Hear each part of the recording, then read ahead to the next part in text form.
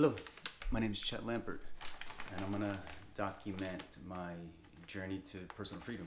And what I mean by that is, um, I'm gonna try to figure out how to do something that I have passion for myself, so that I'm working for myself, when I want to work, where I want to work, who I want to work for. Basically, definitely gonna work forever, I'm assuming, but I'm just kind of done with management, corporate world, and so I can't be done with it without having an option. So right now, I'm looking forward to this next part of my life. I'm just setting things up so I can see better. So yeah, I think that's pretty good. So I want to go over a little bit of my history and the reason that I'm doing this actually. And like I said, it's for personal freedom, so that I can work on what I want to work on, make a difference in the world, do things like that. So I'll start with a little history. I'm 49 in a week actually. Been in South Florida my whole life pretty much, except for college. Grew up in Miami, South Miami, pretty much Cutler Ridge. Poor to poor middle class type neighborhood. No, not like ghetto, but poor for sure. We grew up. We always had food. It wasn't good food. It wasn't a lot of food, and we definitely had some times growing up around food. That was a big deal at house. Food and clothing and that sort of things. We have 8 kids in my family. I got Mona, Debbie, Sherry, Jeff, Vince, me, Chet, Kathy, and Annette. So I'm Chet, by the way. And grew up kind of poor. Grew up down in Cutler Ridge, like I said. We always had the food. I remember growing up, food was such a thing that we always used to just run and jump into the car whenever my mom came home with groceries, just to help. It wasn't about helping her. It was about like finding the pickles and the ice cream and the popsicles and the cereal, and people would just hide stuff all the time just because we were kind of out of food, and all the good food would go fast. So we also had food, but the good food, of course, the cereals and the pickles and stuff like that, that was a competition for that kind of stuff. So much so that my one sister, I'm not going to say which one, hid ice cream under her bed, thinking that was a good idea. Apparently, she didn't understand the concept of refrigeration. I have other sisters, and when we run out of ice cream, she would just eat like frozen sticks of butter. That was a thing for some reason. So it was just, we did what we had to do. We kind of entertained ourselves, back then. Of course, no electronics, that sort of thing. Just had to hang out with friends. So that's kind of where I grew up. That's kind of thing I'm from. We had no AC. We kind of just had to get by and figure things out on your own. Parents were always working. My dad definitely very proud of all the stuff he was able to do with where he came from. He came from Indiana, super poor family, and a bunch of farmers and drunks and that sort of. Well, this is what I hear. I don't really know. I never really knew my grandfather or grandmother on that side. But from what I understand, not good people, drunks, in jail, just they don't take care of their kids. My dad basically he had to raise his own brother and sister, I think, and a cousin or something like that, when he was pretty young. So that's the kind of person that was my father. He just always working and took care of everybody, but not really there for like advice, that sort of thing. He just did what he could to get by. He was always there for the sports teams, but as far as like advice, do your homework, that sort of stuff, that kind of never happened. So as a kid, you just kind of start to feeling things out and figuring things out on your own, learn from your friends.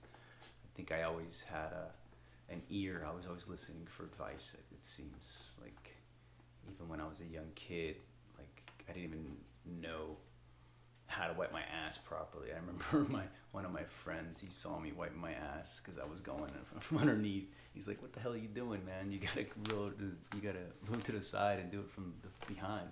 Like, oh shit. So I was just telling that story because that's like what would happen. You kind of on your own to figure things out. They were always there, my parents, but they were just worried about money and they had to provide for their kids, so they weren't really there to help out with this standard stuff.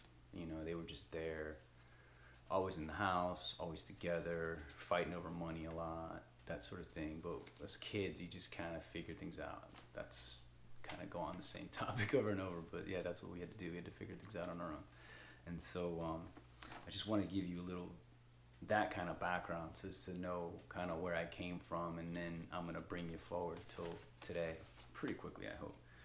Okay, so that was my family life, raised pretty much on our own, doing our own stuff. My early childhood friends, that was Stevie Laverne. He was my best friend until middle school.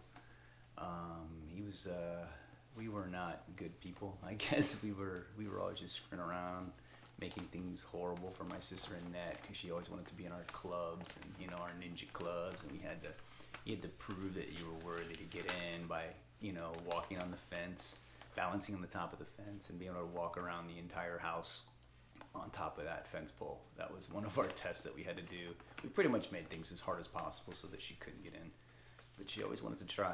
So she was a fighter. She always wanted to hang out, and I was pretty mean. I feel bad about that. But we were just kids, you know. I'm sure I was just trying to have fun and didn't want my sister around, probably. But she was around. But she tried. Again, I don't know if she ever joined the ninja club, we called it, but I think maybe she did. I don't know. Building forwards, that sort of things with my friends. But that was Stevie Laverne when I was young, till middle school. His older brother, like him and his older brother were, I guess they kind of turned out to be drug dealers at one point, but I didn't know him then. His brother, though, did. I remember him stealing a weed plant middle of the night. We saw it one day during the daytime on the boat, you know, in the canals back there. And he went back that night, him and his buddy, I guess, and stole the whole plant and then dried it out and sold it. I don't know. So that's the kind of influences I had. It was basically drug dealing older brother and Stevie Laverne, and we'd skip school and just hang out and have fun until he kind of got worse and worse. And like I said, in middle school, he basically was stealing my bike one day. I was walking out of class. I saw him steal my bike, and I remember I had a book in my hand. It was like a dictionary, kind of a thick book, and I just hit him with it. And then we fought a little bit, and he went away, and then that was pretty much the end of our relationship. Pretty much, I had to kick him out of my life at that point. I'm sure I saw him a few more times, but it was over. That relationship was over. Once he did that, I couldn't trust him no more, of course. And I mean, I'm thinking about that now, but then, as you know, it's pretty shitty. You lose your best friend, and he's trying to steal your bike. It's kind of shitty, but it's what I had to deal with. So then my next best friend was Johnny Alt in high school, and he was a year older than me, but he was in the same grade. I guess his parents held him back when he was in elementary school, and he did not give a shit about school either, so I did not give a shit about school. So me and him, we just would skip school all the time. We'd go drinking, drive around, you know. I'd get in a lot of car accidents, and I wrecked every single car I had. Just not a good person, not really making good decisions. I got arrested right after I turned 18. The cop was laughing at me because freaking, like, literally a week or two after turning 18, 3 weeks, I got arrested for the only time, my first and only time being arrested and booked and whatever. Had to deal with the court nonsense to get it expunged and all. Like, there's no record of it, whatever, but I don't know. I tell people because I'm not, I mean, it happened. It was real. I wasn't a good dude. I got arrested, and I think I made a better time after that. That was one of my eye openers. That got arrested, and at the same time, I was working with Johnny Off. He was like the lead electrical guy. We were doing electricity for pools, so like the pool pumps and the lights and all kinds of stuff like that. I would dig the trenches and help lay the pipes, and he would do the electrical stuff. I'd pull wires, you know. That was just a shitty job in Miami over the summer.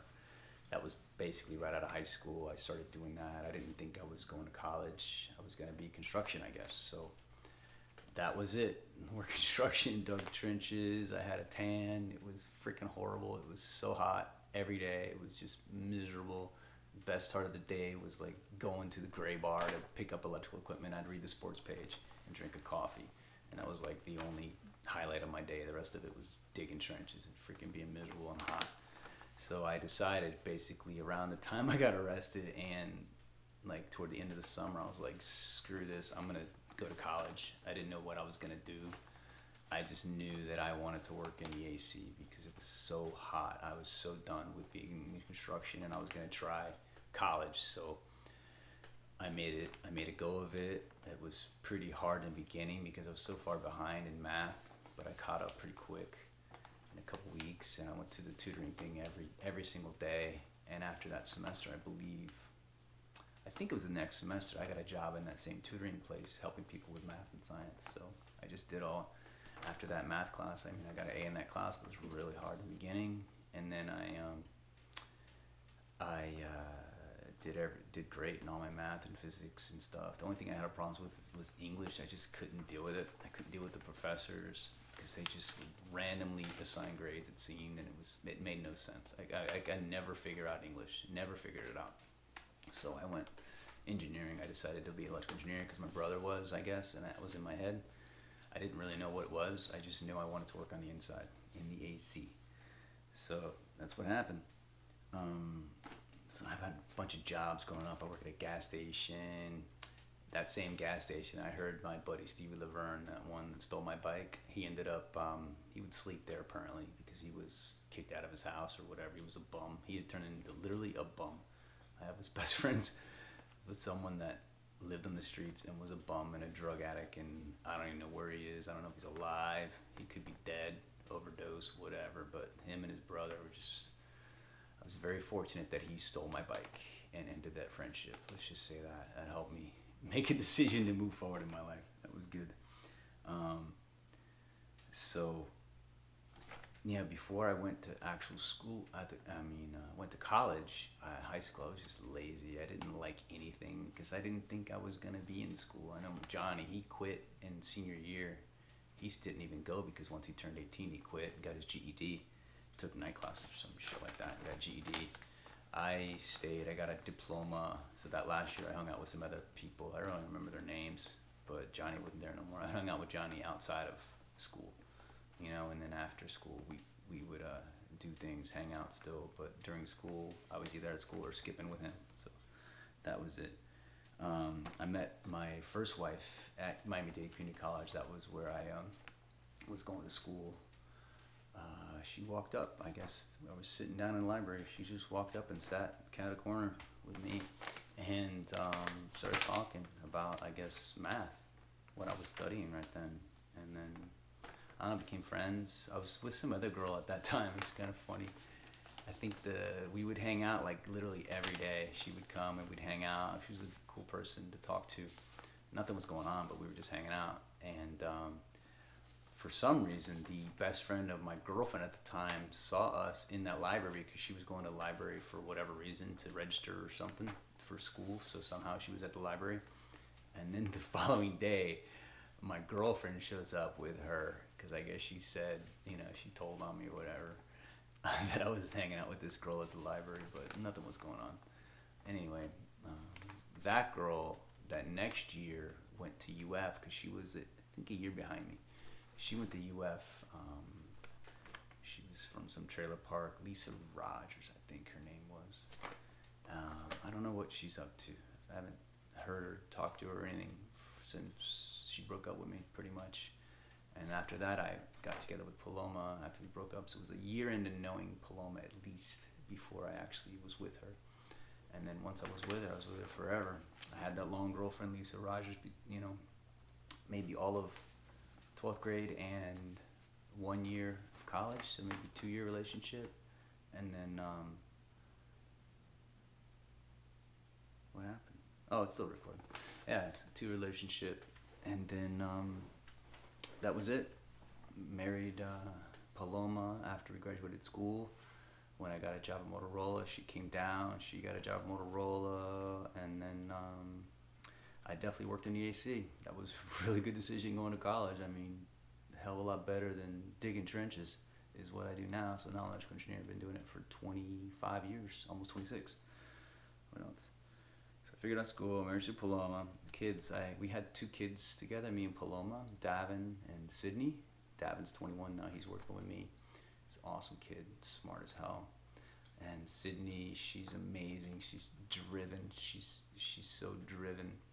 She's gonna conquer the world, I think. I mean, that girl is gonna do whatever the hell she wants. I mean, she puts her mind to it, she's gonna do it. 'Cause she's got that kind of energy, that kind of drive.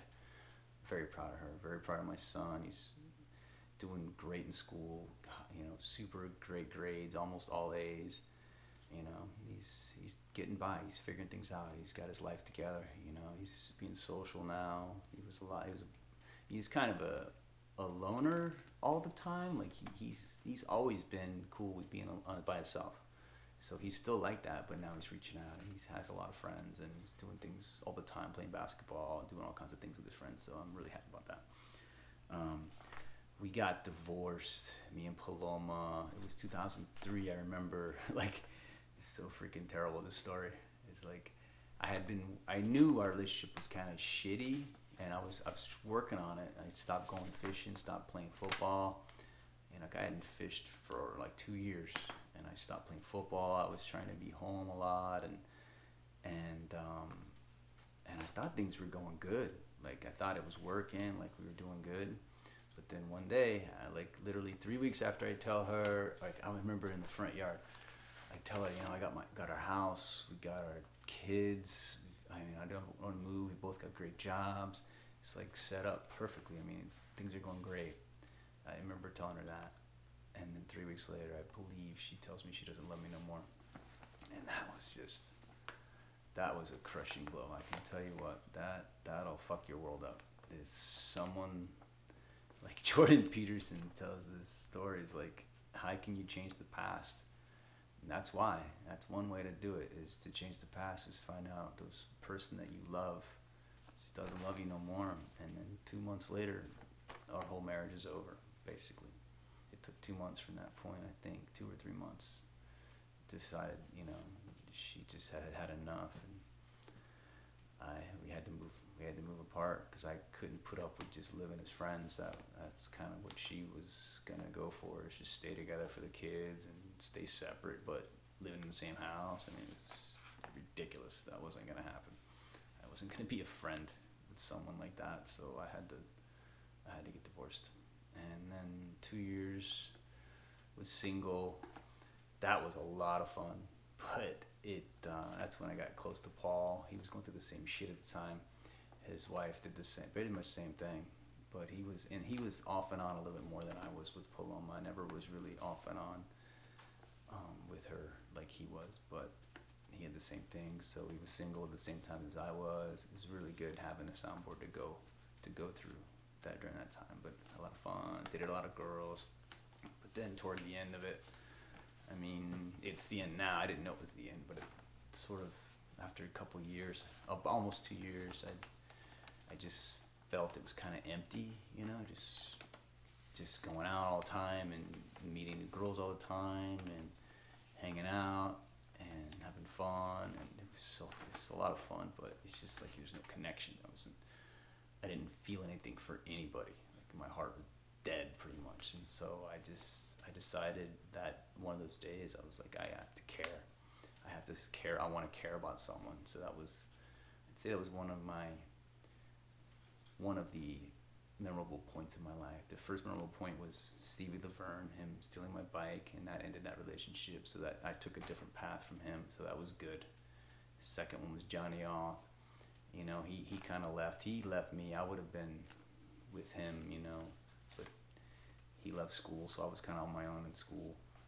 And then he was going the route of construction, and I made that decision. I was like, I can't do this no more, that construction nonsense. I'm not working in the sun in Miami, and construction is just terrible.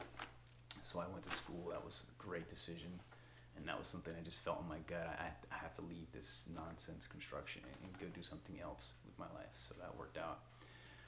Paloma, you know, meeting her, going forward, having kids, and that life was great. but that ended, you know. So that was another big event in my life. And then having that fun for 2 years almost, you know, with just random girls, not giving a shit about anybody, but having, I mean, I was nice to them, but I didn't, no, there's no feeling, like, I cared, but not, I couldn't, like, really care, if you know what I mean. Just, it was, my heart was just kind of empty, not able to care. And then I decided I wanted to care, and then I was just trying to find someone to care. And 2 months later, I met my new wife, Hinata. And so that was a good decision. You know, I made my decision to start caring, move forward with her. You know, we moved in together really fast. It was like on the phone constantly. You know, when I first met her, we saw each other every day.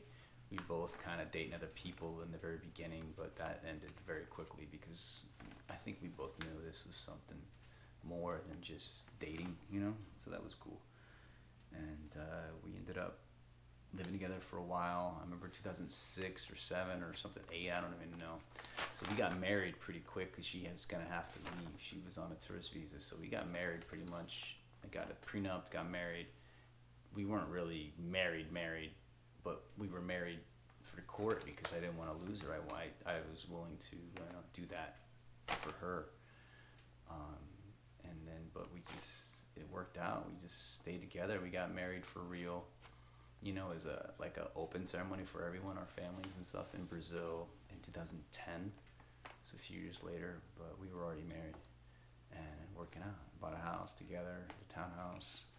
Bought this house we're in now after that, so it's going well. What else I wanted to say? Oh, so this podcast, videocast, blog, whatever you want to call it, the reason I'm doing it is to document, you know, my personal journey to freedom, meaning doing myself, but I wanted this background to basically talk about who I am, where I came from, all the stuff in my life, so that when I move forward, I make more videos and talk about day to day. You know, some of this stuff might come back, but it's just moving forward. And I'm doing this. The reason I'm doing this is that maybe it's interesting for someone to go, if I start videoing enough of this, into, you know, the ups and the downs and the journey, getting to where I want to be is, I think, the story. So maybe someone will find it useful after, if I've made it big, you know, someone will reach back in these archives. This is the second go around on my first video. I left the first video up. I'll leave this one up too, but this one, the sound should be a lot better because I got a mic that works. So we have a kid now, me and Hinata. She's 9 years old, Beatrice. She's a great kid. She's super stubborn, super strong-willed, just like her mother and me. She's an emotional person. Her personality. She's amazing at dance. She's a very smart kid. If she figures it out, she could use that emotion for the good, and really do well in life. I think she's a great kid. She's gonna do fine in life. It's just got to get through this, emotion, and she's got to grow up a little bit. But she's a great kid. She's only 9. So what do you want? She's like any other 9-year-old. She's a great kid. So she's super healthy, happy most of the time. She's just a good kid. So I talked about my decision to start caring and meeting Hinata right away. And then like a few years ago, before I started listening to Jordan Peterson or Naval, Ravikant, I knew I had the feeling that things weren't going that well because we were fighting a lot, me and Hinata, and I was just trying to make it better, and I just, during that time, I was trying and would make it a little bit better, and things started, it was actually working with her, because I guess I didn't wait too long for the relationship to be over. So we, now we work together really well. We still argue like anyone else, but I made the decision that I gotta make this marriage good. I want to grow closer to her as I get older. I don't want to have this adversarial relationship with my wife, and so I had to figure out how to do it. And then I decided I was just gonna make it better, like figuring out what I could do to avoid the problems that we would have in our relationship. So if it's an argument, I try to figure out what it was that I did. And then I started listening to Jordan Peterson, and then man, that guy's just. That's also why I'm doing this. I want to show the stuff I'm learning from Jordan Peterson and Naval, Ravikant, about how to live and how to move forward. Ravikant is basically how to start and get my personal freedom, but Jordan Peterson is just about how to be a good person, just how to make the most out of life. And he says it's with to get the most meaning out of life, you need to take the most responsibility. So with responsibility comes meaning, and I think he's right. And I think that's what I've been doing. I took responsibility for my marriage. I just made a decision. He just suggested make. I kind of knew this. Things he says, you kind of know. I knew in my heart, but when I put it in practice, like make the marriage the most important thing in your life. That's just, if you do it, at least I've started to do that. I mean, I don't do it every time. I still am a child sometimes and do stupid things and have moody and fights and whatnot, but I definitely made a decision that marriage is going to be the most important thing, above me, above my wife, above my children, because if it's not, then these other things will suffer the consequences of the marriage not being tight. Because the marriage is tight, then I can have a warm